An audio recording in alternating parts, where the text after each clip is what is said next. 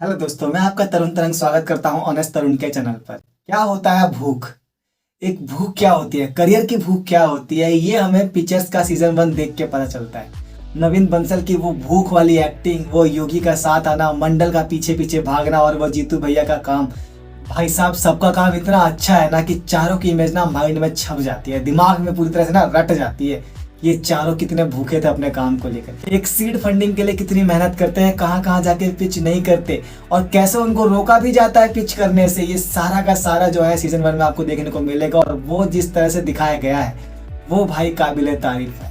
जिस तरह की योगी की आईडी हैक करने पर और फॉर्मूला चुराने की वजह से जब योगी पहुंचते हैं उस हॉस्टल में, जो 17 साल का बच्चा जो हैकिंग के जरिए ये सब कुछ कर रहा था, और तब जीतू जो कुछ नहीं बोलता, जो अपने बाबूजी से इतना डरता रहता है, वो बंदा जब गुस्से में आता है और बल्ले से जब पूरे उस सिस्टम को तोड़ ताड़ देता है और जब कहता है ना गाली देते हुए, कन्विंस करूं, पहले मैं अपनी बीवी को कन्विंस करूं, फिर अपने बाप को कन्विंस करूं, फिर अपनी फैमिली को कन्विंस करूं। 17 का यार, बहन का लोड़ा। ये सीन बहुत खतरनाक लगता था उस टाइम पे। जीतू भैया की जो पूरी की पूरी जो रौद्र रूप है ना, वो देखने को मिलती है कि बंदा कितना फ्रस्ट्रेटेड है। और जो योगी कैरेक्टर है भाई, पूरा का पूरा रिसर्च करना, मार्केट में जा जाके काम लेकर आना, ये सारा काम योगी का होता है। और मंडल का काम होता है मार्केटिंग एंड प्रमोशन का काम। भाई साहब, वो बंदा भी देखने में बहुत लल्लू लगता है, लेकिन काम जिस तरह का करता है वो, उसका एंड सीन भाई साहब दिल जीत लेता है मंडल।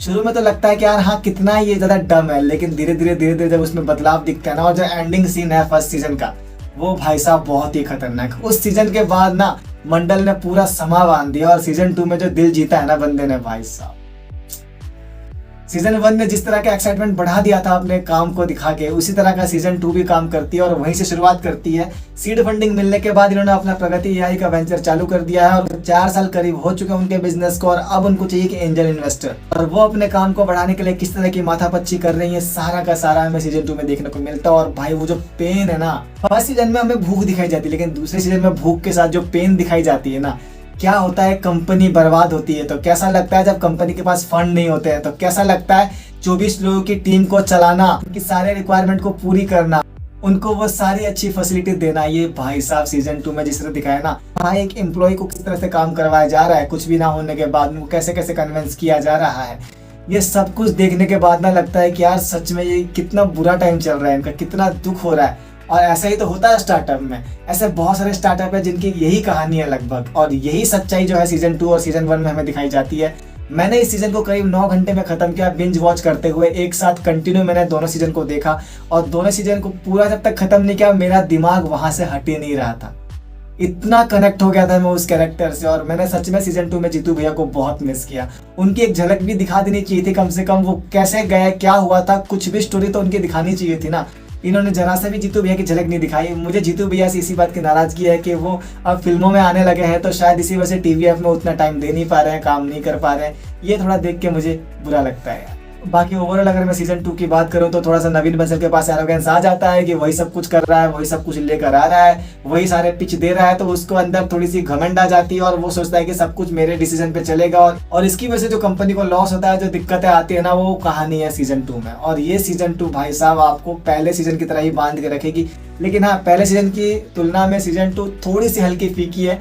क्यों फीकी है? क्योंकि यहाँ पे जो एम्प्लॉय पार्ट है ना, वो बहुत लंबा खींचा गया है और उसके दौरान कुछ भी अलग से या कोई भी ऐसा एलिमेंट नहीं आता जो हमें हर 5 मिनट में कुछ ना कुछ अलग दिखाए। इसी वजह से सीजन 2 कहीं ना कहीं सीजन 1 से थोड़ा सा फीका पड़ जाता है, लेकिन इसका मतलब ये नहीं है कि सीजन 2 में कोई कमी थी।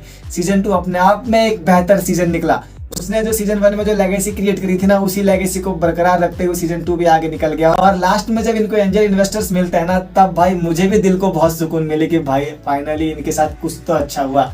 क्योंकि सीजन 2 में सिर्फ बुरा ही बुरा दिखाया जाता है, कुछ भी अच्छा होता हुआ नहीं दिखाया जाता। और लास्ट के एपिसोड में, लास्ट मिनट में जो कुछ भी होता है ना, वो बहुत थोड़ा लगता है। मैं चाह रहा था कि बहुत कुछ देखने को मिले, क्योंकि अब जब इनके पास एंजल इन्वेस्टर्स की तरफ से फंड आ चुकी है, तो अब इनकी जिंदगी कैसे बदलती है और ये कैसे काम को आगे बढ़ाता है, ये सब कुछ मेरा देखने का बहुत मन था।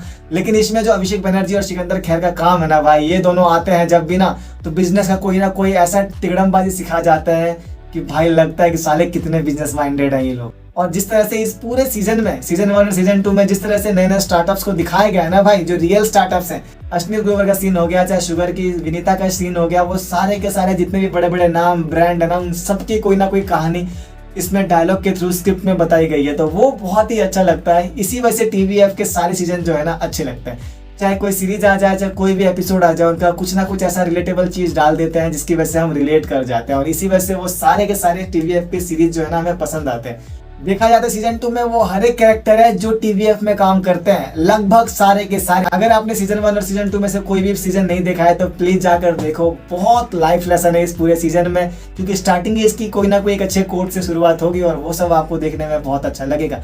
Filmography, cinematography, story, screen play, concept, सारा का सारा पिक्चर्स का बेस्ट है। इसीलिए तो पिक्चर्स को सब इतना प्यार करते हैं, और अगर आपने नहीं देखा तो भाई आप बहुत बड़ा कुछ मिस कर रहे हो। जाकर जरूर देखो, और मेरे इस वीडियो को भी like, share, comment and subscribe जरूर कर देना। मिलते हैं फिर किसी नए वीडियो में, तब तक के लिए जय हिंद।